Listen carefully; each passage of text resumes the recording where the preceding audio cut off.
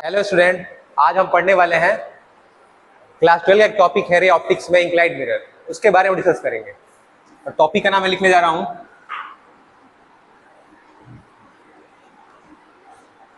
Inclined mirror. Inclined का मतलब क्या होता है? जब भी हम किसी ऑब्जेक्ट को इंक्लाइंड किसी एंगल थीटा पर रखते हैं, जैसे कि when a object placed between two plane mirror inclined at angle theta।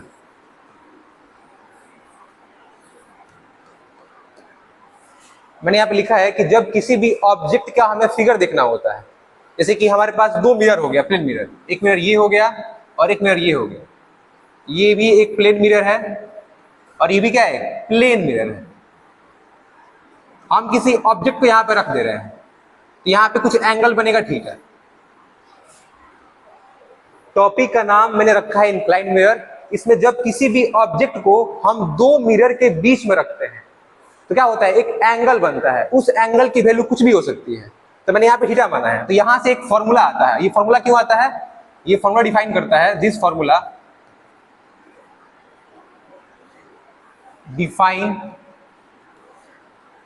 define the number of image forms।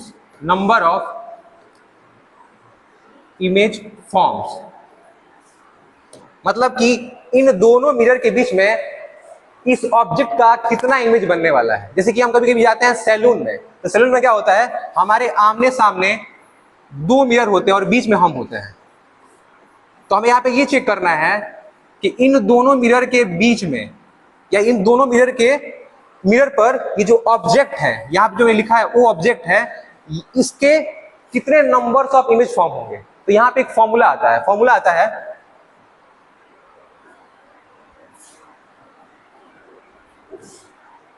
आता है नंबर्स ऑफ इमेज फॉर्म करने के लिए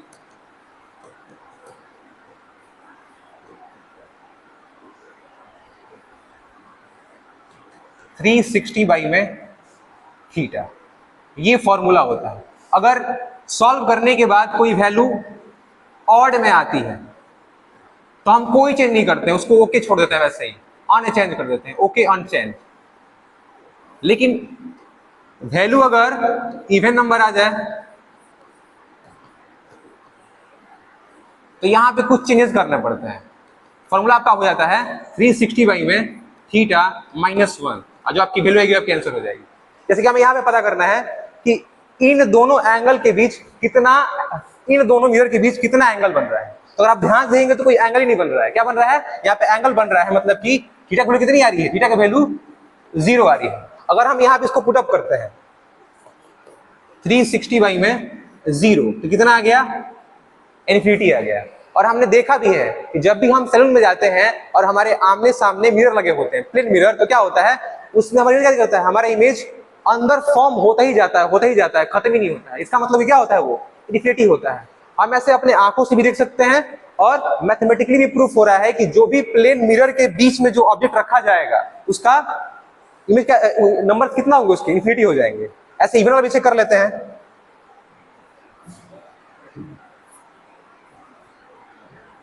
अब मैं एक और दो मिरर लेता हूं ऐसे, और इस बार मैं एंगल बदलने वाला हूं। एंगल अब रख दिया जाता है 60 डिग्री। अब हमें यहाँ पे पता करना है कि इन दोनों मिरर के बीच में जो ऑब्जेक्ट रखा गया है वो इन दोनों मिरर में उनके नंबर्स कितने हैं, वो जो इमेज बनने वाले हैं उनके नंबर कितने आने वाले हैं। तो फॉर्मूला फिर लगाऊंगा मैं 360 बाई में 60, 10 कैंसिल, 6 6 36, कितना गया? 6 आ गया। तो 6 क्या है हमारा? ऑड नंबर है कि इवन नंबर है? इवन नंबर है। तो अगर इवन नंबर होगा तो फॉर्मूला क्या करना है आपको? डिवाइड देने के बाद -1 कर देना है। तो कितना हो जाएगा ये? 6 - 1 कितना? 5। मतलब कि नंबर कितना आ गया? Number of image form.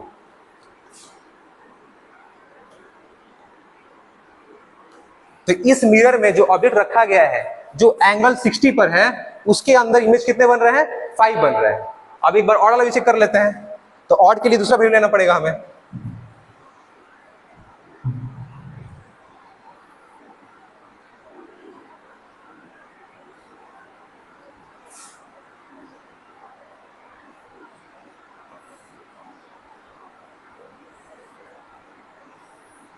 अब यहाँ पे एंगल बना देता हूँ 90 डिग्री। ये भी एक मिरर है, प्लेन मिरर, और ये भी एक प्लेन मिरर है। फिर से फॉर्मूला लगाएंगे हम, इसके बीच कितना इमेज बन रहा है। तो भाई 360 बाई में 90, 10 कैंसिल कितना 4, फिर इवन आ गया। तो जब जब इवन कोई वैल्यू आएगी, जब जब कोई भी इवन वैल्यू आएगी, तो क्या करना है, आपको उसमें से -1 कर देना है। तो 4 - 1 कितना हो जाएगा, 3 हो जाएगा। और एक ऑड वैल्यू के लिखते हैं। ऑड वैल्यू के लिए यहाँ पर कुछ वैल्यू रखना पड़ेगा।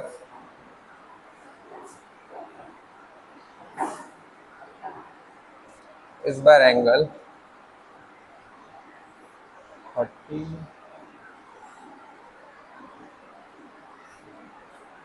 इस बार एंगल हम 45 रख लेते हैं। फिर वो लगाएंगे हम 360 बाई में 45, तो 5 से 9 बार, ये 5 से कटेगा 7 2 बार, फिर 9 से 8 बार, फिर इवन आ गया। तो फिर -1 करना पड़ेगा। मतलब कि जब भी हम इंक्लाइन मिरर में हम नंबर्स ऑफ इमेज फॉर्म करेंगे, तो अगर कोई ऑड वैल्यू आती है तो आपको कोई चीज नहीं करना है। अगर इवन वैल्यू क्या करना है, आपको इन लास्ट -1 कर देना। या तो डायरेक्ट आप ये फॉर्मूला लगा दीजिए, या तो डिवाइड करने के बाद जो वैल्यू आएगी इवन या ऑड में, ऑड आएगी तो कोई चीज नहीं करेंगे, और इवन आएगी तो चेंज करना, बस -1 कर देना है। इसका मतलब कि जब भी आपके पास दो इंक्लाइन मिरर होंगे और बीच में ऑब्जेक्ट रख दिया जाएगा, अगर आपको उन दोनों के बीच का एंगल पता है, तो आप ये पता कर सकते हैं कि उन दोनों मिरर के बीच में नंबर्स ऑफ इमेज कितने फॉर्म हो रहे हैं।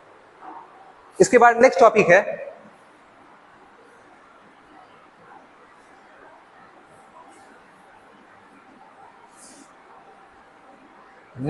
है हमारा प्लेन मिरर से ही।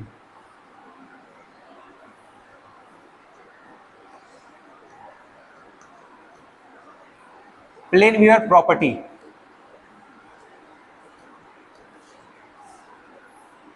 मेरे पास एक प्लेन मिरर है,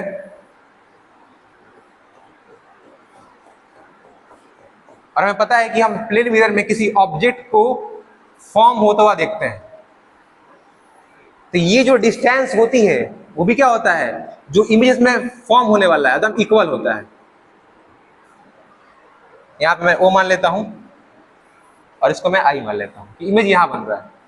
लेकिन प्लेन मिरर में जो भी इमेज फॉर्म होता है वो रियल नहीं होता है, वो वर्चुअल होता है। हमें ऐसा दिखता है कि इमेज उसमें रियल में बन रहा है, लेकिन अगर आप वास्तव में देखेंगे, रियली में देखेंगे, तो प्लेन मिरर में जब भी कोई ऑब्जेक्ट को हम देखते हैं, इमेज जो उसका फॉर्म होता है वो वर्चुअल होता है। हम यहाँ पे ये प्रूफ करने वाले हैं कि ये जो डिस्टेंस होता है इसका ऑब्जेक्ट का मिरर से, वो जो इमेज फॉर्म हो रहा है दोनों क्या होता है आपस में इक्वल होते हैं। इसका मतलब कि हमें u को v के इक्वल प्रूफ करना है। तो हम तो मिरर में देख सकते हैं, मिरर में तो दिखता ही है कि जो ऑब्जेक्ट मिरर में दिख रहा है, जितने डिस्टेंस में मैं खड़ा हूं उतने ही डिस्टेंस उस इमेज में भी दिख रहा है। लेकिन यहाँ पे हम मैथमेटिकली प्रूफ करेंगे कि जो u की वैल्यू है, जो ऑब्जेक्ट डिस्टेंस है, वो इमेज डिस्टेंस के इक्वल होता है। तो एक फॉर्मूले करेंगे, सब करना पड़ेगा। ये हमारा ऑब्जेक्ट है, क्या करेंगे हम यहाँ पे एक लाइट पास कराएंगे इस ऑब्जेक्ट से, जो मिरर से टकराएगा।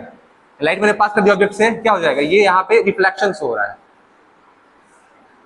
यहाँ पर हमें फिनोमेना दिख रहा है रिफ्लेक्शन ऑफ लाइट का। जब भी कोई लाइट एक मीडियम से दूसरे मीडियम में एंटर करती है, तो वो मिरर से बाउंस बैक होने के बाद रिटर्न अपने ही मीडियम में वापस चली जाती है। जैसे यहाँ पे क्या हो रहा है, यहाँ लाइट आई है ऑब्जेक्ट से, और मिरर से बाउंस करने के बाद दोबारा अपनी मीडियम वापस चली गई है। तो यहाँ पर जो फिनोमेना है उसको बोलते हैं हम रिफ्लेक्शन ऑफ लाइट।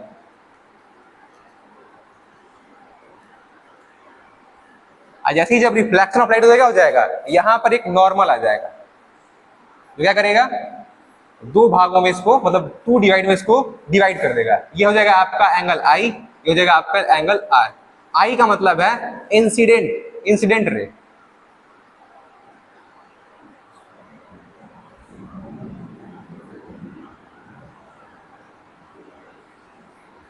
आई से मतलब है आपका इंसिडेंट रे, इंसिडेंट एंगल, और ये आपका है रिफ्लेक्शन एंगल। जो भी लाइट मिरर की तरफ आती है उसको हम बोलते हैं इंसिडेंट रे, और जो मीडियम से, जो मिरर से टकरा के वापस चली जाती है उसको बोलते हैं हम रिफ्लेक्टेड रे। लेकिन इनके बीच जो एंगल बनता है उस एंगल को बोलते हैं हम इंसिडेंट एंगल और रिफ्लेक्शन एंगल। हम इस फिगर से हम प्रूव करने वाले हैं कि एंगल जो यू है भी के इक्वल है। तो यहाँ पे अगर ये लाइट ऐसे, तो यहाँ पे हमें ड्रॉ करना पड़ेगा, तो यहां से जाता और ये वाला ऐसे बाहर निकल जाता। अब यहाँ पे नाम देना पड़ेगा P Q R S। अब इसको हम प्रूफ करेंगे तो हमारे पास क्या दिख रहा है, हमें यहाँ पे दो पैरालाइन दिख रहे हैं, एक दिख रहा है हमारे पास RQ और एक पैरालाइन दिख रहा है OI। इन फिगर हम प्रूफ करने वाले हैं so that in this figure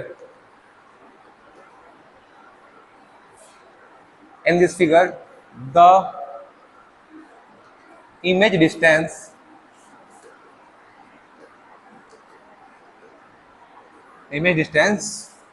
and the object distance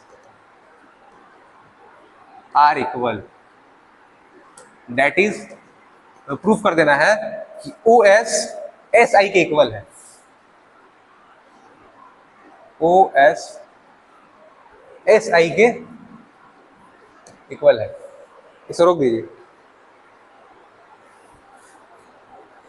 मेरा मुंह सूख गया है।